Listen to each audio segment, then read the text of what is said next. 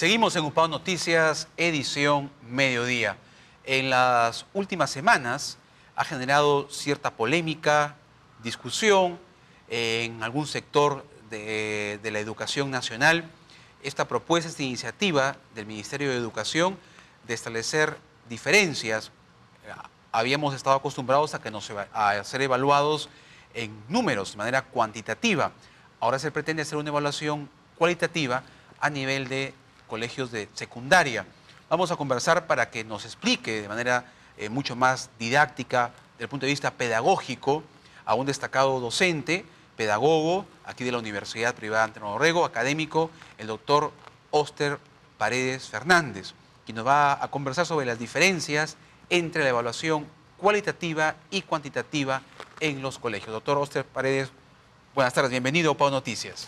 Gracias, Beto. Buenos días.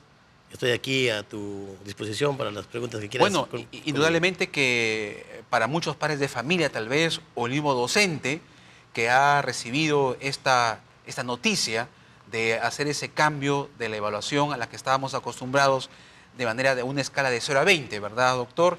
Y ahora se va eso a una escala en letras. ¿Cómo entender este cambio de lo cuantitativo a lo cualitativo, doctor Óster Paredes? Bien, lo primero que tendríamos que decir es que los padres de familia no tienen por qué preocuparse, porque lo que se está cambiando es la escala de medición. Si bien es cierto, antes nos evaluaban con la escala numérica de 0 a 20, ahora nos van a evaluar con una escala, llamémosle literal. ¿Qué implica lo literal? Que va a haber rangos de calificación. Y entonces, si yo quiero hacer un ponderado entre lo cuantitativo, entre el numeral y el literal, vamos a decir, de 0 a tanto equivale a un nivel de inicio. De tanto número a tanto número en un nivel de proceso.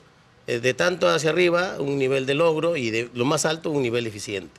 Entonces, lo que se ha hecho es, en vez de decir tienes 20, ahora te van a decir has logrado satisfactoriamente las capacidades que corresponden a tu nivel, a tu grado. Y eso desde el punto de vista de la educación, de la pedagogía, ¿es favorable para mejorar el tema de la educación peruana, doctor? ¿Cómo analiza usted esa perspectiva? Es favorable en cuanto se asuma no solamente la escala literal, sino se asuma, como se viene trabajando ya, el enfoque cualitativo de la educación. ¿Y qué implica el enfoque cualitativo de la educación? Es asumir criterios de evaluación, asumir niveles de logro de evaluación, asumir indicadores de evaluación. Antes te decían tienes 0 o tienes 15. Si tenías 15 tú te sentías feliz, pero no te decían a qué equivalía ese 15. O sea, qué es lo que has logrado en tu competencia.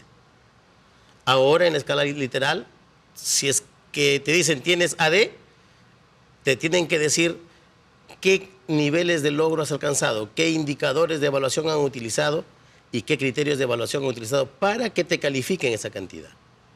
Y entonces ahí sí puedes tomar decisiones. Porque, por ejemplo, si es que yo digo, mira, estás en un proceso de logro de la capacidad, necesitas refuerzo, entonces el profesor tiene que decirte, necesitas refuerzo en esto, en esto, en esto. Y por lo tanto, el estudiante va a ser más consciente de lo que es lo que le falta para que pueda él asumir el compromiso de lograr sus aprendizajes. O sea, esto permite como un diagnóstico mucho más preciso de lo que tendría que reforzar el alumno para rendir mucho más. La idea es que nuestros estudiantes y nuestros futuros ciudadanos asuman críticamente cuál es su nivel de logro, de desempeño, en cualquier nivel. Por ejemplo, en el nivel de periodismo. El periodista tiene que estar en la capacidad de asumir una posición crítica, de evaluarse y decir, he logrado esto, me falta lograr esto. Y esa es la idea de la evaluación cualitativa. A lograr que el estudiante se autoevalúe y en esa autoevaluación él también aprenda a utilizar indicadores de logro, niveles de logro y decir, hoy día estoy en este nivel y mañana me corresponde asumir un nivel un poco más alto. Correcto.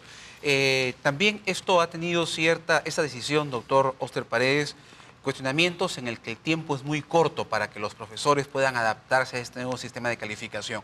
¿Usted, que está en una constante interacción con los maestros, lo considera así? No, más que el tiempo es demasiado corto para adecuarse a la nueva escala, me parece que lo que tendríamos que decir sí, que se necesita más tiempo para evaluar por criterios y por indicadores. Siendo un poco críticos, usted, acuérdese de cuando nosotros estudiábamos en la universidad, usted llegaba a la universidad y le decían, tienes 15, y tú feliz, pero no sabías a qué equivalía ese 15. ¿No? Sabías que estabas por encima del 14 y por debajo del 16. Y el que se sacaba 18 era lo máximo. ¿Pero lo máximo en qué? Probablemente en el manejo de contenidos. Hoy en día, la idea del aprendizaje o del logro de competencias nos indica que la evaluación nos tiene que decir qué es lo que hemos logrado. O sea, mi AD que me saqué, ¿qué significa? Por ejemplo, imaginémonos que estamos hablando de comprensión lectora. Correcto. Imaginémonos que me dicen, ¿tienes AD? ¿Pero qué significa ese AD? ¿Que he logrado la autonomía en la comprensión lectora? O sea, ¿he logrado internalizar muy rápidamente la lectura? ¿O tengo, como dicen las C?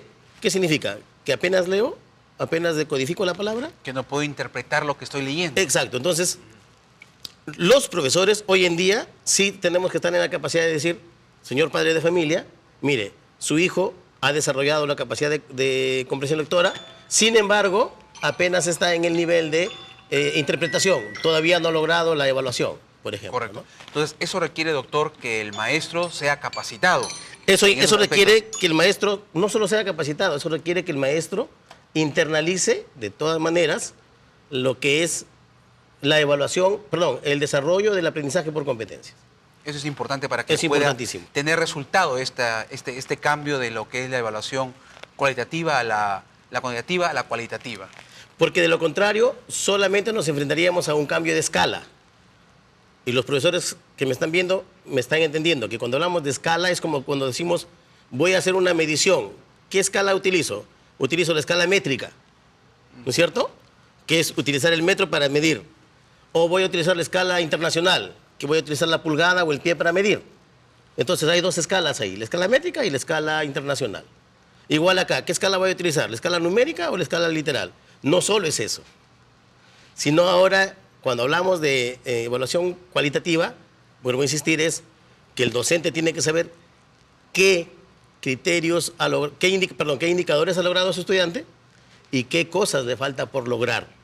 Y entonces al final del año no vamos a tener una libreta que solamente te diga AD, A, C o LI como estaban en secundaria, sino te va a decir, mira, has logrado tal cosa, pero te falta lograr tal cosa, necesitas realimentación en esto o estás en un nivel incipiente, por lo tanto necesitas volver a repetir este cúmulo de experiencias para que logres tu aprendizaje. Claro, eso, insistimos, ¿no? Requiere de que el maestro esté mucho más, diríamos, comprometido con su labor, no solamente de darle al alumno el conocimiento, sino también de analizar y darle con precisión en qué condiciones va su desarrollo de enseñanza-aprendizaje. Eso implica, como tú lo dices muy bien, Beto, que cada uno de los docentes cada día nos comprometamos en ver con qué nivel inicia mi estudiante. Claro, y cada alumno es distinto. Exacto. O sea, fíjate, todo el mundo hablamos de estilos de aprendizaje. Todo el mundo sabemos que hay estilos de aprendizaje. Pero te garantizo, totalmente, tú le preguntas a un docente como si me preguntaras a mí y me dices, a ver, ¿cuántos estudiantes de acá de tu aula tienen estilo de aprendizaje activo? Te lo por seguro que no lo vamos a saber. ¿Por qué? Porque los docentes todavía no asumimos esa realidad de que tenemos que hacer nuestro diagnóstico para saber qué estilos de aprendizaje tienen, qué características tienen, qué sentimientos tienen, qué predisposiciones traen, qué expectativas traen mis estudiantes, porque todos somos diferentes y somos un cúmulo de experiencias, inclusive temores. ¿Qué temores tengo? ¿Para qué? Para que vea cómo voy a trabajar con mis estudiantes. Y entonces me vas a decir, necesitas un aprendizaje individualizado, sería lo ideal, pero sí necesitamos tener claro con qué estudiantes me enfrento para que en base a ello yo programe las estrategias de aprendizaje que ellos necesitan. Claro. Doctor, es indudable que lo que apunta el país es mejorar la educación. Es un problema, es una prioridad del país dar una educación de calidad. En los países donde se logran grandes resultados en lo que es educación, ¿se aplican estos sistemas de evaluación?